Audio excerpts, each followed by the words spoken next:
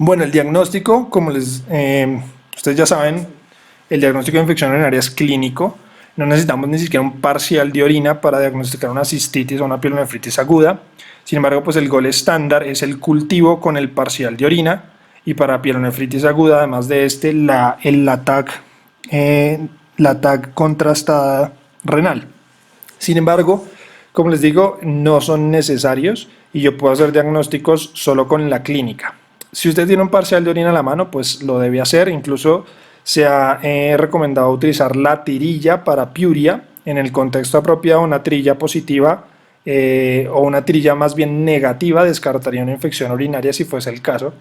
Pero digamos que lo más recomendado es hacer el parcial de orina completo. El parcial de orina completo me da mucha más información, no solo la esterasa, y digamos que me permite ver otras cositas adicionales para sospechar por ejemplo, algunos patógenos como puede ser el pH urinario o algunos cristales que puedan aparecer en la orina, para pensar si puede haber asociación o no con infección urinaria y litiasis asociada a infección como los de Struvita. Entonces digamos que el parcial de orina es barato, disponible, lo podemos utilizar. Sin embargo, si está en un sitio donde no puede hacer un parcial de orina, podría hacerlo única y exclusivamente con la clínica, hacer el diagnóstico. Aquí les muestro en esta tabla algunas sensibilidades y especificidades de otras cosas. Gram de orina no se pide de rutina, no es necesario hacerlo. Solo en el escenario en donde usted crea que puede ser un germen diferente a una enterobacteria, sospecha un gram positivo y eso le puede ayudar a cambiar la conducta de inicio antibiótico, lo podría solicitar. De lo contrario, no es necesario que usted pida siempre parcial de orina con gram, no tiene ninguna utilidad, ¿de acuerdo? Y bueno, como les decía, la combinación de nitritos con la esterasa leucocitaria es lo que mayor da de especificidad para infección urinaria, además del cultivo, por supuesto. Pero como el cultivo no se lo hacemos a todos, entonces pues digamos que esa sería las opciones. No voy a ahondar más en esto, yo ya les hablé un poco de esto en el parcial de orina, entonces realmente pilas con eso. Recordarles lo del ácido ascórbico acá, porque el ácido ascórbico o vitamina C negativiza, da falsos negativos, ¿de acuerdo? Sobre todo en las terasas y en los nitritos. Entonces, no le den ácido ascórbico a los pacientes para tratar infecciones urinarias, por favor, eso no sirve, no se ha demostrado.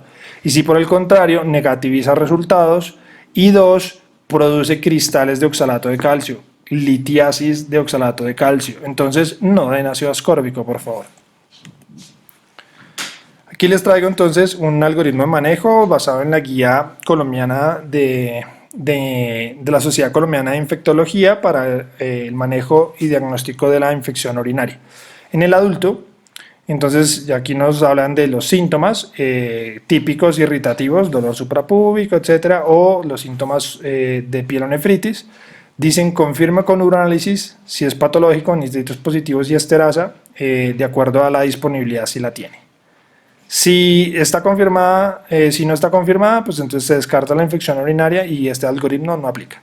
Si sí se confirma, entonces estamos ante una cistitis, en ausencia, por supuesto, de fiebre o intolerancia o síntomas sistémicos. ¿Cuál es el tratamiento que ellos recomiendan para las infecciones urinarias bajas no complicadas? De primera opción, para nosotros está la nitro, 100 miligramos cada 6 horas por 5 a 7 días, si es la normalita, y si es la monohidrato o macrocristales, que es la liberación prolongada, 100 miligramos cada 12 horas por 5 días. O fosfomicina, sobres de 3 gramos, dosis única vía oral. Alternativa de segunda línea, cefuroxime, cefalosporina de segunda, 500 miligramos cada 12 horas por 3 días. ¿De acuerdo? Ponen aquí como recomendación, menos recomendable, de acuerdo a epidemiología local y resultados del antibiograma, cefalosporinas de primera generación como la cefalexina, la ampicilina sulbactam o la amoxicilina clavulanato, porque ya lo hemos mencionado, según el perfil de resistencia de los patógenos. Si es una mujer que tenga un segundo episodio en 6 meses o un tercero en un año, pues hablamos de infección urinaria recurrente, como ya los habíamos mencionado. O en hombres en primer episodio, pues si no se cumple esto, hacemos el algoritmo anterior. Si sí se cumple esto, ellos sugieren tomar urocultivo. Si hay disponible, un urocultivo previo, se le prescribe el tratamiento de acuerdo al urocultivo. Y siempre debería estudiarse, ojalá, la anatomía de estos pacientes, sobre todo si son hombres, sobre todo la próstata, ¿cierto? Porque no es lo usual que estos estén haciendo infecciones urinarias o que las mujeres estén con recurrencias si no hay un factor claro. Si después del tratamiento hay persistencia de los síntomas o hay deterioro clínico posterior a 48 horas de su inicio, se puede catalogar como una falla terapéutica, ¿cierto? Y se debe urocultivar y cambiar el tratamiento, ¿de acuerdo?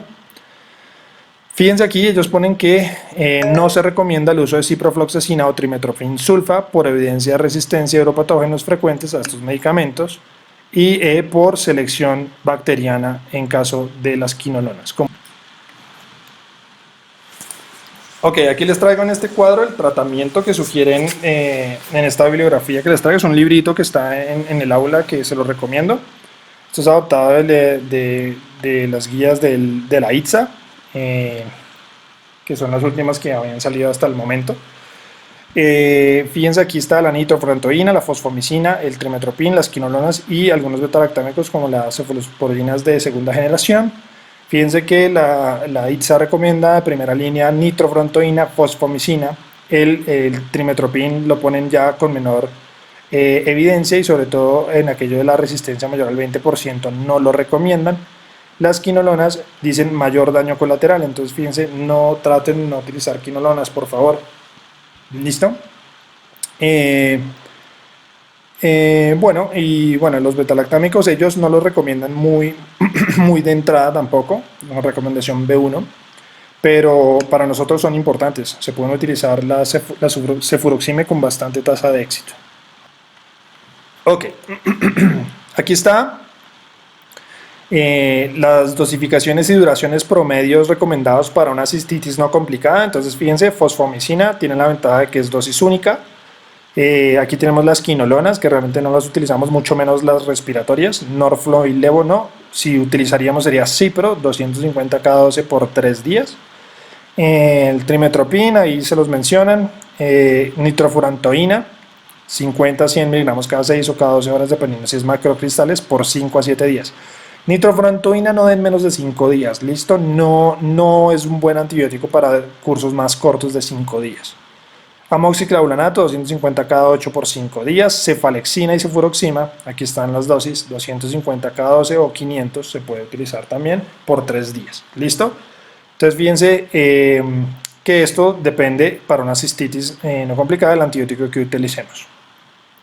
Para pielonefritis aguda, entonces nos recomiendan ceftriaxona, 1 a 2 gramos IV en 24 horas, ertapenem 1 gramo al día, imipenem, casi no lo utilizamos ya, meropenem, 1 a 2 gramos cada 8, cipro en no venosa, tampoco lo utilizamos casi. Miren que la cipro podría servir la oral, pero no es lo más recomendado. El amoxiclavulanato podría ser una opción dependiendo de la resistencia que tenga y cefuroxima podría también dependiendo de ser una opción. Si es una un AMC no podemos utilizar las cefalosporinas, no, si es un AMC probablemente no podemos utilizar la amoxiclavulanato, ¿cierto? Y nos toca mirar las resistencias. Probablemente en esos pacientes nos vamos con los carbapenémicos. ERTA si no sospechamos pseudomonas, meropenem si sospechamos pseudomonas. Bueno. Ahora, unas palabritas sobre bacteriuria sintomática. Entonces, la prevalencia, fíjense que depende de las poblaciones. En las mujeres premenopáusicas sanas no es frecuente, o sea, una mujer premenopáusica casi nunca tiene bacteriuria. En cambio, las posmenopáusicas, 50, 70 años, sí que tienen bacteriuria asintomática. Los ancianos mayores de 70 años, todos mis pacientes que yo les pido un parcial de orina para mirarles la parte, digamos, de patología renal, siempre tienen bacteriuria, siempre, todas. Las embarazadas, hasta un 11% pueden tener bacteriuria sintomática. Las diabéticas, las mujeres 27, los hombres 11. Los ancianos, como les decía, mujeres 16 y varones hasta el 19 por la próstata y las sondas. Los provenientes de institucionalizaciones como hogares geriátricos, por ejemplo, de cuidado crónico, miren, las colonizaciones son mucho más altas. Y los pacientes en diálisis hasta el 28. Lo que pasa es que los pacientes en diálisis casi la mayoría ya no orinan, entonces pues no nos damos cuenta. Pero todavía los que orinan pues se podría recoger y solamente tienen bacteriuria asintomática. Portadores de sonda, como les decía, sondaje corto, o sea, por pocos días, hasta el 23%, y cuando tienen sonda permanente más de un mes, 100%, como les mencionaba. Entonces, ¿a quiénes vamos a tratar con bacteriuria sintomática? Si es una bacteria sintomática sin ningún factor de riesgo de los que vamos a mencionar, no se trata. No se trata. ¿Listo? Por favor, ténganlo presente. No se trata. ¿Cuáles serían esos factores para considerar tratar la bacteriuria o que deberíamos tratar? Las embarazadas. Toda bacteriuria en el embarazo se trata. ¿Por qué? Porque la embarazada con bacteriuria tiene un 30, un 45% más o menos de riesgo de progresar a pielonefritis. 2. Tiene más riesgo de hacer una pielonefritis, hacer una sepsis. Y todo eso relacionado con que hagan parto pretérmino, ruptura prematura de membranas, restricción de crecimiento intrauterino. Entonces, pilas con eso. Sí o sí hay que tamizar a las mujeres embarazadas, usualmente en la semana 12 con urocultivo, y si es positivo, darle tratamiento por los riesgos asociados. Pacientes con uropatía obstructiva. Entonces, paciente con uropatía obstructiva, un cálculo, ¿cierto? Una patología que evidentemente esté produciendo obstrucción urinaria, es mejor tratar la bacteriuria asintomática, sobre todo también porque estos pacientes van a ser intervenidos de forma endoscópica o abierta por el urólogo. Entonces, todo paciente que va a ser manipulado de la vía urinaria se debería tratar. ¿De acuerdo? Ya vieron ustedes que la bacteremia asociada a manipulación del tracto urinario es muy importante, casi hasta un 20%, y si yo no trato esa bacteria sintomática puedo desencadenar una septicemia. Considerar niños menores de 5 años con reflujo, los pediatras tienden a tratarlas, y algunos reportes de estudios y recomendaciones de los ortopedistas es en los pacientes con cirugía de cadera y de cirugía de columna con bacteriuria sintomática, también se les debería tratar por el riesgo de infecciones de la prótesis. No se trata. El diabético, no se trata. Sin embargo, hay unos estudios, no muchos tampoco, por supuesto, en la población trasplantada durante el primer año. El consenso grande que hay a la fecha es que los pacientes trasplantados renales, en el primer mes post-trasplante, las bacteriurias asintomáticas deberían tratarse. No recomiendan la tamización global para todo el trasplantado, aunque usualmente uno le pide un parcial de orina a esos pacientes. Y si se detecta bacteriuria asintomática con el urocultivo, podría tratarse y se recomendaría tratarse. Controvertido, pero esa es la recomendación.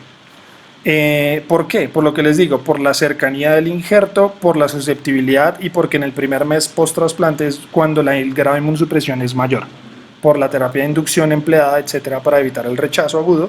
Entonces, digamos que el consenso es tratar esos pacientes. De lo contrario, no. Después del mes, no tamizamos, no tratamos bacterias asintomáticas. Bien. Aquí tenemos cuáles son los antibióticos que emplearemos para tratar las bacterias asintomáticas. Entonces, son los mismos básicamente para tratar una infección urinaria común y corriente. Nitrofurantoína puede ser, fosfomicina, ¿cierto? La amoxiclavulanato, las cefalosporinas. La amoxi no utilizarla de primera línea, por lo que le digo, usualmente la reservamos más para patologías respiratorias o más complejas. Y se tratan por más o menos 3 a 5 días, fosfomicina un día no más. Aquí tenemos un algoritmo propuesto por este libro, entonces, que les digo que es bacteria sintomática y embarazo. Entonces, se recomienda siempre cribado universal entre la semana 12 y 16 o en la primera visita si fue después de esto. Entonces, si la señora llega a la 17, pues usted le manda de una vez el urocultivo. Si el urocultivo es negativo, acuérdense que bacteria sintomática en el sentido estricto es con el cultivo, ¿listo? No con el parcial de orina. Sin embargo, uno hace la analogía. Si es negativo el cultivo, tiene riesgo bajo, no se le hace nada. ¿Listo? Entonces nunca ha tenido infecciones urinarias, no es diabética, no tiene ninguna patología que le predisponga a hacer infecciones urinarias, no tiene antecedentes familiares, lo que sea, tiene urocultivo negativo en esta semana, nada, no se le hace nada, solo se hace síntomas. Si por el contrario es negativo, pero la señora tiene riesgo alto porque en el embarazo previo hizo infecciones urinarias, hizo pielonefritis, hizo restricción del crecimiento intrauterino, ruptura prematura de membranas, tuvo un neonato potencialmente infectado, lo que sea, Cualquier factor de riesgo que usted le haga pensar que esta señora puede volver a hacer infecciones urinarias en el embarazo, pues usted le hace urocultivo mensual. Listo, si es positivo, se puede hablar de reinfecciones, o sea, ya ha tenido infecciones, se habla de reinfecciones y se le da terapia supresora hasta el parto. Y siempre tratar de mirar si hay algún componente urológico que la esté predisponiendo, una litiasis, una obstrucción, lo que sea. ¿De acuerdo? Si el urocultivo de tamizaje es positivo, se le trata de acuerdo al antibiograma, se repite el urocultivo una semana después. Si es negativo, se le hace el seguimiento si es riesgo alto y ya. Ya el hecho de haber tenido una infección en el embarazo la catalogamos como riesgo alto para recurrencia y por tanto se recomienda hacer urocultivos mensuales. En este algoritmo, ¿no? Esto puede variar en algunos otros algoritmos. Si el urocultivo post-tratamiento es positivo, se habla de persistencia, ¿cierto? Y recidiva, y se debe dar tratamiento antibiótico por 2 a 3 semanas y repetir urocultivo tras terminar el tratamiento. Por supuesto, considerar si es un germen que yo consideraba que era susceptible y no me responde, el urocultivo de control me tiene que mirar si es otro germen diferente o el mismo germen y revalorar los mecanismos de resistencia para ver si yo di el tratamiento como debía ser. Este es el algoritmo propuesto para el tamizaje de bacteria sintomática en el embarazo por la Sociedad Colombiana de Infectología. Se hace entre la semana 12 y 16, como les decía. Si es negativo, se mira si hay factores de riesgo o no ha tenido controles prenatales y se debe repetir el urocultivo al tercer semestre del embarazo. Es la recomendación que ellos sugieren. Si es positivo, se escoge el antibiótico de acuerdo al antibiograma, se repite el urocultivo una semana después del tratamiento. Si es negativo, ya está, y hacemos esto. Se le repite, y si es positivo se llama persistencia y damos antibióticos según ese segundo urocultivo y considerar terapia más prolongada. Si 3 días o 5 días o 7 días, pues me voy más largo de acuerdo a lo que di. Y se debe dejar terapia supresora hasta el final del parto. Ya vamos a ver con qué. Estos son los antibióticos y la duración del tratamiento que se recomienda para tratar las bacterias asintomáticas en el embarazo. También aplican para las infecciones urinarias. Y nos basamos pues en la categoría de FDA de seguridad. Fosfomicina es categoría B, se puede dar perfectamente, lo mismo la nitro, lo mismo los betalactámicos en general todos. Las sulfas B, pero evitar en el primero y el tercer trimestre. En el primero por el problema del tubo neural, tercer trimestre por el kerníterus, ¿no? Fluoroquinolonas, categoría C, están contraindicadas por aquello del problema del cartílago de crecimiento, ¿listo? Entonces no deberíamos utilizarlas en el embarazo. No deberíamos utilizarlas nunca, ¿listo? Pero bueno. Bien. ¿Cuánto? 1 día, 5 días, 3 días. ¿Listo? ¿Qué es lo que más utilizamos? La fosfo, la nitroporida podría ser una buena opción y las cefalosporinas de segunda serían perfectas. Eso es lo que nos recomiendan las guías colombianas para el tratamiento de acuerdo al cultivo en bacteria sintomática en el embarazo. Entonces, tenemos aquí nitro, listo, clase B, fosfo, cefalexina, ampicilva y amoxi, listo, pero depende del cultivo, no de entrada, listo. No usar si se aísla Morganella morgani, Proteus mirabilis, Providencia serratia. Este asterisco, ¿de quién estamos hablando? De la nitrofurantoína, ¿listo? No utilizar en estos gérmenes porque tienen resistencia intrínseca. Ya lo hemos mencionado para el Proteus. Bacteriuria por estreptococo del grupo B, esta es la otra cosa que es más frecuente en el embarazo. Entonces, el Streptococcus agalactiae es mucho más frecuente en el embarazo que en las no embarazadas como agente etiológico de infecciones urinarias. Entonces, se recomienda ampicilina, es muy buena antibiótico frente a este germen. 2 gramos inicial y luego 1 gramo cada 4 horas. Otras opciones son la cefazolina, la clinda y la banco en caso de resistencia, pero banco pues es clase C. En caso de que no de alergia a la penicilina es que utilizamos la cefazolina o las otras opciones, ¿de acuerdo? La resistencia a la clinda la podemos manejar con la vancomicina, pero realmente digamos que el de elección para este germen, igual que para los enterococos, es la ampicilina. ¿Cómo sabemos? Pues porque ya tenemos cultivo que nos va a aislar el germen. Y bien, aquí tengo este algoritmo ya para ir terminando de infecciones urinarias recurrentes. lo miran con más calma si quieren, lo tienen en el libro que les menciono, pero básicamente entonces miremos aquí solo por mencionar algo. Si tenemos una mujer joven sexualmente activa, hay que mirar si ha tenido, si es recurrente o no, más de 3 al año o 2 en 6 meses, si tiene relación esos episodios con la actividad sexual, entonces definir qué tipo de actividad sexual está realizando, qué tan intensa es, si dar recomendaciones al respecto, ojalá, si digamos no es intensa y es por predisposición también asociada, pues se le puede dejar profilaxis antibiótica postcoital y como les decía, controvertido podría ser una opción el uso de los arándanos. ¿Listo? ¿Con qué hacemos esas profilaxis postcoitales? Se recomienda o trimetoprim sulfa o nitrofurantoína o incluso cefalosporina de primera postcoital. Fosfo también podría ser, pero no es la que más utilizamos de esa forma. La profilaxis extendida en las recurrencias si la dejamos con fosfomicina o con nitrofurantoína. Trimetoprim no la recomendamos, sobre todo de entrada, por el riesgo de resistencia mayor al 20% que les mencionaba. ¿Cómo se da la nitro? 50 a 100 miligramos al día por 3 a 6 meses, que es lo máximo que se ha estudiado. Y o la opción es fosfomicina, un sobrecito cada 10 días por un máximo de 6 meses. ¿Por qué no más? Porque no hay estudios que duren más de 6 meses que lo hayan demostrado. Se prefiere, yo le recomiendo fosfo más que nitro por aquello de algunas resistencias de algunos gérmenes, y dos, porque la nitro a largo plazo puede tener problemas como anemias hemolíticas, autoinmunes y fibrosis pulmonares. Y eso también puede ocurrir en el embarazo, ¿no? Bien, entonces más o menos fíjense que esta es la recomendación. Profilaxis antibiótica por 6 meses, arándanos puede ser una opción si son mujeres jóvenes. En las posmenopáusicas realmente considerar resequedad vaginal, un examen ginecológico adecuado y utilizar estrógenos tópicos puede ser una buena opción. Los arándanos tienen menos evidencias en ellas. ¿Listo? Los que tengan anomalías urológicas, pues por supuesto remitir al urólogo que sea corregible, entonces el cele, la incontinencia, el reflujo, lo que sea susceptible de corrección. Y bueno, por supuesto, considerar lo de la sonda, si es que la tiene, en fin, lo que ya hemos mencionado en la charla. Una última recomendación que les iba a decir era, ¿qué era? Se me olvidó. Bueno, si me acuerdo se las digo ahorita. Aquí están las profilácticos en infecciones urinarias recurrentes. Nuevamente, como les decía, nitro y fosfo son las que más utilizamos para profilaxis. Postcoital, aquí está nuevamente, o de indefinida.